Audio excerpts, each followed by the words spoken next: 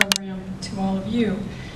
We live in a time when nobody in the world can seem to agree on anything. And yet, here we are, combining economic benefit with environmental improvements, the business community and the environmental community hand in hand. That would never have happened but for this idea called PACE. And the idea called PACE as an economic development opportunity would have never happened without the Houston law firm Thompson & Knight, who created this nonprofit, got the legislation going, held the first panel discussion about what an economic development PACE program might look like here in Houston, and Laura was on that very first panel. The very first editorial was a Houston Chronicle editorial in early 2012, and I had just started working on how we're going to get this legislation through this very conservative legislature, and I got a call from a young man named Jared McCurley. Jared, where are you?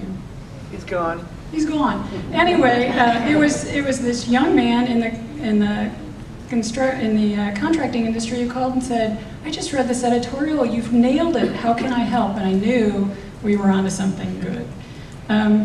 From there, we've had the Houston City supporting the legislation. The mayor voted for the legislation twice, but it wasn't just that. It was the enthusiasm of your office. We're very grateful for that. Then we had this entire stakeholder group rise out of Houston with HARC, as you mentioned, and the Energy Efficiency Buildings Group. They helped the city put together the program that we're about to all enjoy, and now they're working on education and outreach, and we're very grateful for all that. So this sounds like the culmination of 4.5 years of very hard work, and it is. But what it really is just the beginning. So we are here today because all of us have a stake in this new economy that Houston is creating with enormous environmental benefits.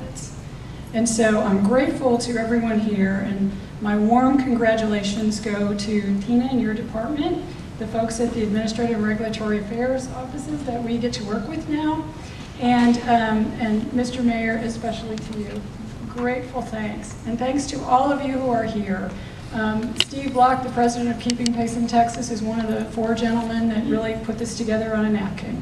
And I could just go on and on and on. I'm going to get in trouble. I'm going to get the hook, but I don't want to leave anybody out. So you know that none of this would have happened but for everybody here. So let me just quickly raise your hand if you worked as a volunteer on this effort anywhere in the last 4.5 years. A lot of people here, and we're very grateful. Thank you.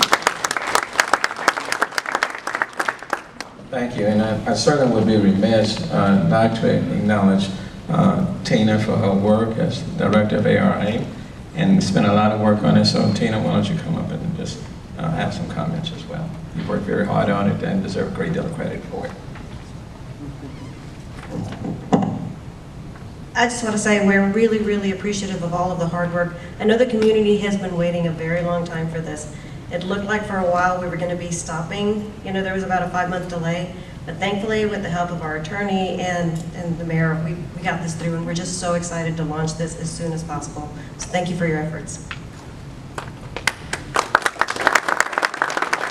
Okay. Are there any questions to any of the participants up here?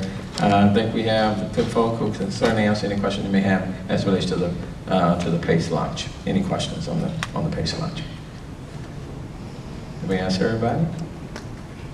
Got it? Convinced?